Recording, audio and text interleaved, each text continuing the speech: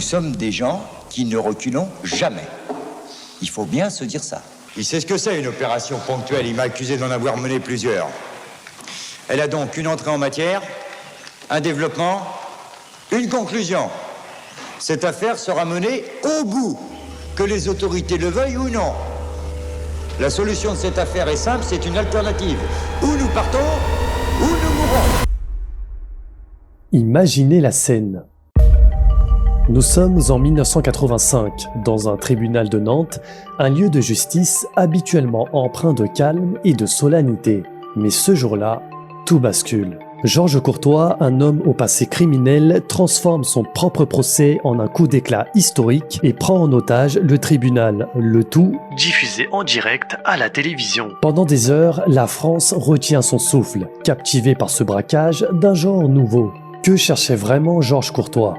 Était-ce de la folie, un acte de défiance ou un cri de désespoir? Bonjour et bienvenue pour cette nouvelle vidéo. Aujourd'hui, on va parler d'une affaire qui a fait beaucoup de bruit. N'oublie pas de liker, de t'abonner et plongeons ensemble dans l'histoire fascinante de l'affaire Georges Courtois.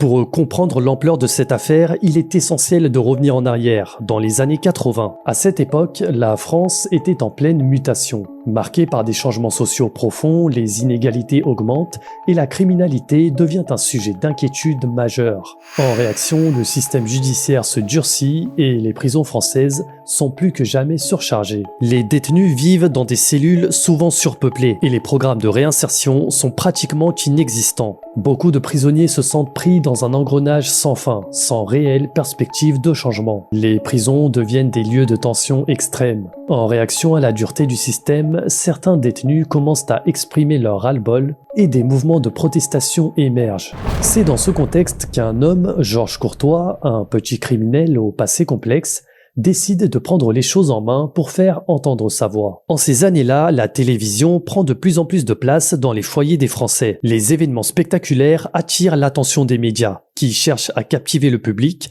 avec des affaires criminelles et des procès retentissants. Le contexte est donc idéal pour qu'un coup d'éclat comme celui de Georges Courtois fasse la une des journaux et marque les esprits. Georges Courtois est né le 12 janvier 1949 à Paris. Élevé dans un milieu modeste, il grandit dans un environnement familial difficile. Son père, qui est chef de chantier, est souvent absent. Sa mère lutte pour subvenir aux besoins de sa famille, conséquence de quoi ils ne parviennent pas à lui offrir la stabilité nécessaire pour son développement. Dès son adolescence, Georges montre des signes de rébellion. Les problèmes scolaires et les fréquentations douteuses le poussent vers une vie de délinquance. À 16 ans, il est déjà impliqué dans de petits délits, marquant le début d'un parcours criminel qui le conduira à plusieurs incarcérations. Pour ne rien arranger, en 1966, alors qu'il n'a que 19 ans, Georges perdra son père. Ce dernier mourra après avoir chuté d'une pile de pont. D'autant plus que, selon les dires de Georges, son père lui vantait souvent les mérites du monde du travail. Donc le fait de le perdre de cette manière, ça lui a refroidi toute volonté de faire des efforts dans cet univers. D'ailleurs, côté études, les services sociaux voulaient qu'il devienne plombier. Lui, il voulait devenir prof de français. Ça, c'est un truc qui n'a pas changé de nos jours. Toi, tu veux faire ça, on va rire. On va dire tais-toi, va là-bas. Je n'ai pas grandi dans la France d'en bas, mais dans celle du sous-sol. Ce sont ses propres mots pour décrire son enfance où, parfois, ça lui arrivait aussi de voler de la viande à des bouchers pour la garder pour lui, étant donné qu'il n'en mangeait pas souvent, ou juste il la distribuait. Ces délits l'avaient emmené plusieurs fois en maison de correction. Dans l'une d'elles, il disait notamment que les enfants y étaient torturés dans une cellule pleine d'eau glacée. À l'âge adulte, Georges Courtois continue sur cette voie. Ses activités criminelles, principalement liées au vol et aux escroqueries, lui valent de multiples condamnations. À plusieurs reprises, il passe par la case prison, où il découvre des conditions de détention difficiles et dégradantes. Ces expériences alimentent plus encore son ressentiment envers la société et le système judiciaire. Au fil des années, Courtois développe une vision amère du monde qui l'entoure. Il se sent pris au piège dans un système qui semble le rejeter et lui fermer toutes les portes. Sa colère et son désespoir grandissent et il devient de plus en plus déterminé à faire entendre sa voix et à dénoncer les injustices dont il est témoin tant dans sa vie personnelle que dans le système pénal français. Et c'est à la fin de l'année 1985 qu'il franchira le point de non-retour. Le 19 décembre 1985 à 10h, Georges Courtois, âgé de 38 ans, comparaît au tribunal de Nantes avec son complice Patrick Thiollet, 24 ans, pour le braquage d'une banque. Environ une demi-heure plus tard, lorsque l'avocat général requiert 20 ans de prison contre eux, Georges répond « Messieurs, vous ne me condamnerez pas une nouvelle fois. Je vous le dis, la prison, c'est terminé pour moi. » Soudain, des coups de feu se font entendre dans le hall. Quelques instants plus tard, un homme entre dans la pièce. Il s'agit de Karim Kalki, un complice de Georges qu'il a rencontré en prison par le passé. Armé d'un revolver, il s'approche de lui et de Patrick afin de leur donner une arme. Bien sûr, les policiers présents sur les lieux auraient pu réagir, mais lorsqu'ils verront ce que Karim tient dans sa main, à savoir une grenade, ils se raviseront. La prise d'otage a maintenant commencé.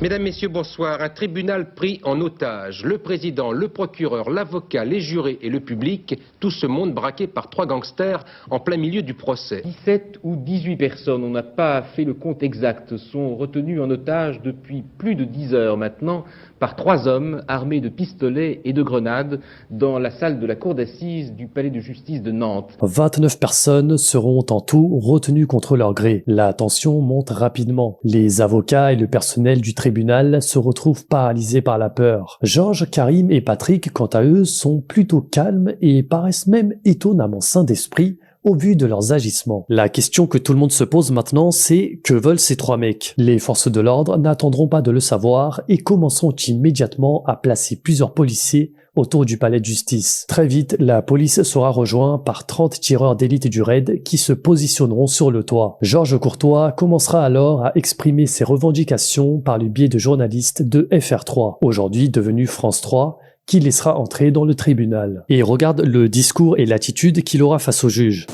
Quel effet ça vous fait d'être venu pour juger quelqu'un et finalement de vous retrouver en position d'être jugé à votre tour? Qu'est-ce que ça vous fait? Très impressionnant. Madame? Très impressionnant. Non, mais enfin, ce que je veux dire, ce que je voudrais savoir, c'est le rapport que vous faites entre ce genre de choses. C'est-à-dire qu'on vient tranquillement condamner les gens et puis on s'aperçoit que ça se passe pas comme ça. Hein? Bien.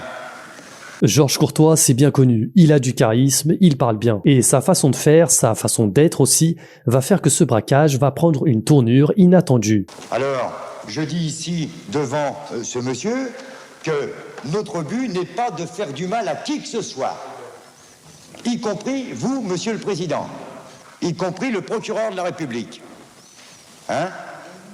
Notre but essentiel est de nous en aller, monsieur Varin. Je m'excuse, mais votre compagnie ne m'est pas vraiment désagréable, mais je suis obligé de partir. Vous comprenez bien ça?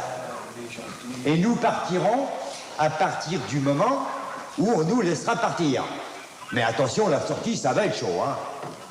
Je pense d'ailleurs que nous jetterons une petite grenade dans la salle des pas perdus, histoire d'effrayer un peu ceux qui auraient voulu se cacher dans les couloirs. Il clamera haut et fort son indignation face aux injustices du système judiciaire, se présentant non seulement comme un délinquant, mais aussi comme un porte-parole des victimes de ce même système. En fait, il dénonce les conditions de détention inhumaines, le manque de réhabilitation des détenus, et enfin l'indifférence du système face à la souffrance des prisonniers. Pour lui, cet acte n'est pas seulement une rébellion, mais un cri de désespoir pour tous ceux qui, comme lui, se sentent abandonnés par la société. Son but, faire le procès de la justice. Il espère provoquer un changement, susciter un débat sur la justice en France et faire entendre sa voix au-delà des murs du tribunal. Et à tout cela, il exprime son désir et son droit de voir sa famille au parloir, ce qui lui a toujours été refusé. En fait, ça faisait 3 ans et demi qu'on ne l'autorisait pas à voir sa femme et ses enfants. Il en pouvait plus. Maintenant que ces demandes ont été clairement formulées, tout le monde attend. Les minutes s'égrènent lentement. Chaque seconde semble s'étirer indéfiniment. Les témoins, figés par la peur, retiennent leur souffle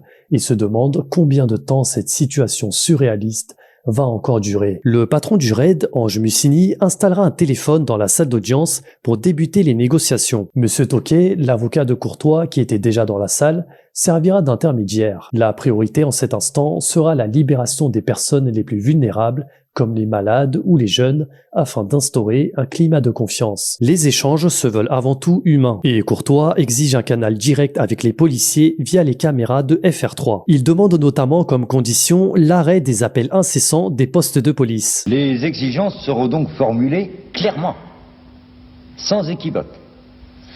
Il convient pour les forces de police, il conviendrait aussi qu'ils arrêtent de téléphoner, hein. Bien. On est d'accord, le mec, il a trop de charisme et en même temps, il est trop drôle. Il est maintenant 15h30. 5 heures sont déjà passées et les preneurs d'otages exigent un quart pour quitter le tribunal avec les otages, promettant de les relâcher une fois en sécurité. Face à ces demandes, Ange Mancini évaluera les options, mais les preneurs d'otages, de plus en plus tendus face à la lenteur des forces de l'ordre, intensifient la pression en utilisant les magistrats pour s'exprimer devant les caméras. Moi, je demande personnellement aux forces de l'ordre surtout de ne pas intervenir, car dans une hypothèse où vous interviendrez, ils sont prêts à faire sauter les grenades, et il est évident que toutes les personnes qui seraient à côté d'eux, ils laisseraient leur vie. L'atmosphère est plus lourde que jamais. Alors que le raid se prépare à intervenir, les preneurs d'otages vont tenter de leur forcer la main. Georges Courtois mettra en place un ultimatum. Si ces exigences ne sont pas respectées avant l'heure déterminée, une exécution se déroulera dans la salle d'audience. À la minute même que j'aurai fixée pour l'expiration de l'ultimatum, si cette exigence n'a pas été formulée, un individu sera exécuté ici. Par conséquent, il est inutile de penser que cette affaire-là va se terminer par une reddition pure et simple. Et c'est hors de question. Cette menace témoigne de la certitude des ravisseurs que leur prise d'otage leur permettra d'obtenir tout ce qu'ils souhaitent. Quand ça tire une balle dans la tête de quelqu'un, il ne reste plus que les épaules. La tête s'en va, hein ? Pour calmer la situation, Ange Mancini fera appel au préfet Georges Broussard, connu notamment pour avoir fait tomber le braqueur Jacques Messrine. Sa présence permettra de tempérer les revendications de Courtois. Ce dernier acceptera de libérer les plus jeunes otages, à savoir 11 étudiants. Courtois profitera de cette libération pour détourner la responsabilité de la situation sur les autorités. Il affirmera devant FR3 que si les otages sont encore là, c'est à cause de la police qui leur refuse un moyen de sortie. On est ici, on est prisonnier.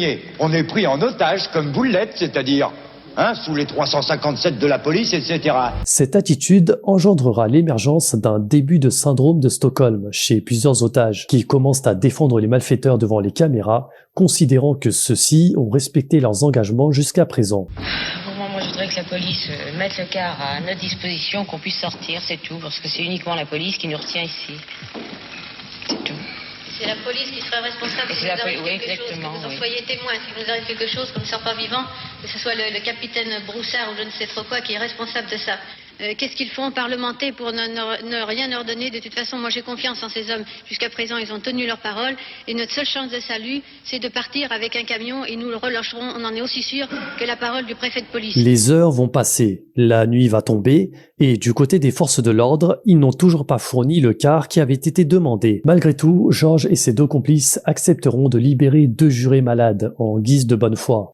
Je viens à l'instant de rendre la liberté à un homme qui était malade et dont le fils m'a fait passer un message pour me le faire connaître. Je pense que ce sont là des gestes de compassion qui méritent d'être retenus et remarqués. Il sera procédé également à la libération d'une dame ici présente, d'un certain âge et qui est également malade et qui pourra donc rejoindre ses foyers sans problème. Courtois a été très gentil de me voir très fatiguée vu que je suis diabétique, il va donc me relâcher. Mais je trouve que les autorités sont quand même un peu lentes à se manifester. Dans cette affaire-là, les négociations traînent du fait de la police. Les exigences sont tout de même, me semble, simples à satisfaire. Il s'agit d'un quart. Pour le reste, nous faisons totalement confiance aux hommes qui sont là. Parce que pour l'instant, incontestablement, ils ont été très corrects et très, ils ont toujours tenu leurs promesses. Même après ce geste de leur part, ils se rendront compte que la police ne semble toujours pas enclin à leur donner le véhicule qu'ils avaient demandé. Ils tenteront alors quelque chose. En pleine nuit, Georges et ses complices tentent de sortir de la salle d'audience avec les derniers otages. Mais dans le couloir, c'est l'obscurité totale. Les hommes du raid, qui avaient anticipé leur mouvement, avaient coupé les lumières du tribunal, les laissant désorientés et les obligeant à faire marche arrière. Ça va faire plus de 15 heures maintenant que le hold-up a commencé. Et au vu de toute cette pression, ce manque de sérieux de la police aux yeux des malfaiteurs, Karim Kalki craque et menace de se suicider en dégoupillant sa grenade. Je vais me flinguer et je vais jeter cette grenade. J'ai encore une autre ici, là. Je préfère quand même ne pas partir tout seul, ne pas mourir tout seul. Au moins 4 personnes, ça me fait du bien.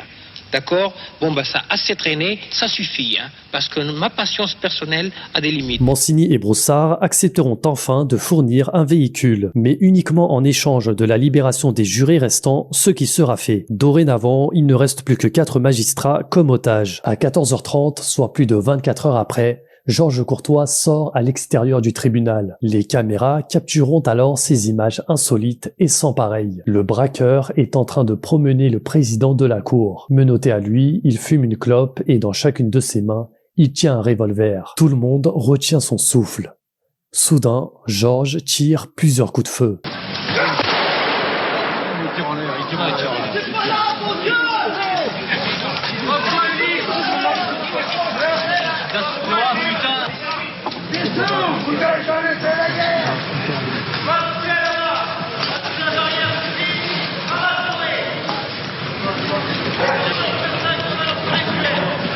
Plantez-vous là, bougez plus les mecs, là c'est un...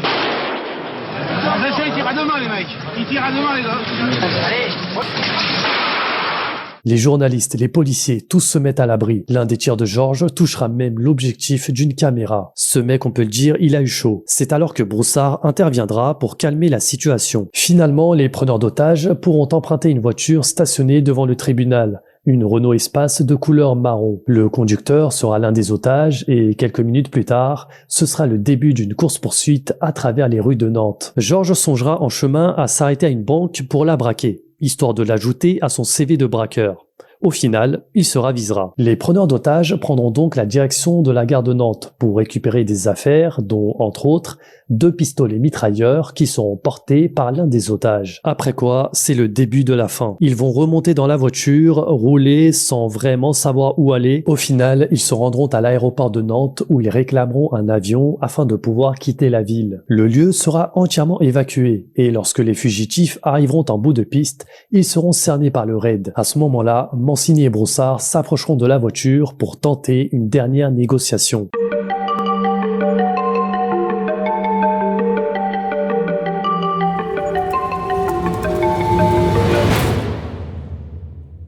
Il est maintenant un peu plus de 20h30 lorsque cette prise d'otage qui aura duré près de 30 heures se terminera. Georges Courtois et Patrick Thiollet accepteront de se rendre et même de retourner en prison, mais uniquement à condition que leur complice, Karim Kalki, soit libéré et purgé de toute peine. Tous les otages ont donc été libérés, personne n'a été blessé ou tué, et le soir même, Georges Courtois et Patrick Thiollet retourneront derrière les barreaux. Compte tenu de l'intervention de monsieur Karim Kalki dans l'enceinte de la cour d'assises, la mise en jeu de sa vie et de sa liberté, nous estimons devoir aujourd'hui échanger la nôtre contre la sienne qui nous était garantie par le ministre de l'Intérieur.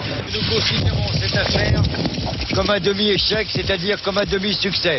Vous retournez en prison. Vous êtes, messieurs, je retourne en prison. Quant à vous, vous êtes une bande de requins qui me déplaisait particulièrement. La demande de laisser Karim tranquille ne sera pas acceptée puisqu'il sera condamné à 20 ans de prison, à l'instar de Georges Courtois. Patrick, lui, écopera de 14 ans.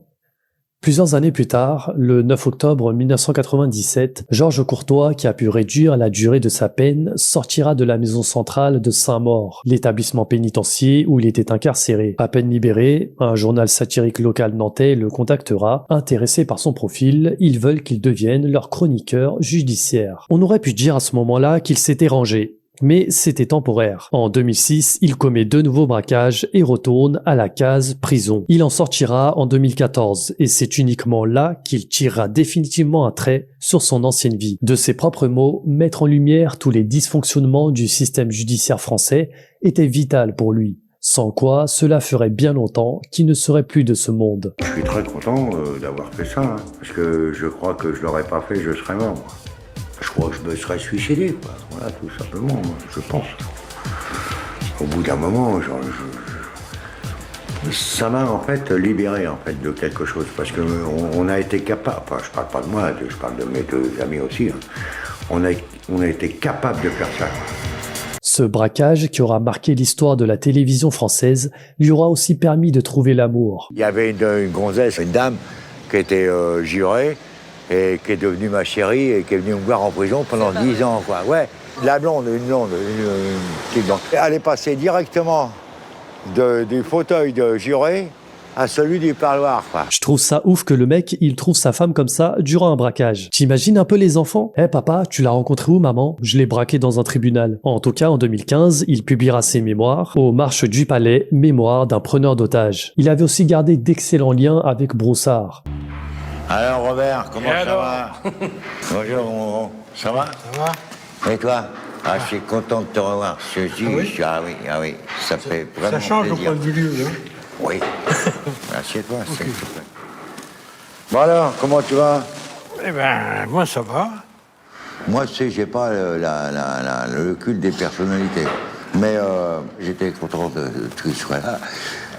Enfin, j'étais content que tu sois là, c'est une façon de parler, parce que bon... Je suis content de te voir, mais c'est pas pour autant que je vais partir en Java ce soir. On part pas ce soir en moite, alors?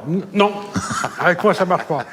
L'ancien braqueur s'éteindra finalement le 16 mars 2019 à 71 ans dans un petit appartement du Finistère. Son domicile sera ravagé par les flammes et quand les pompiers arriveront sur place, ils y trouveront son corps carbonisé. Quelques jours plus tard, lorsque l'autopsie de son corps aura lieu, les résultats indiqueront que son décès n'est pas dû à l'incendie dont l'origine n'a pas vraiment été déterminée. Il serait décédé de mort naturelle. Jusqu'à la fin, la vie de Georges Courtois a été une suite de péripéties dignes d'un film de gangster.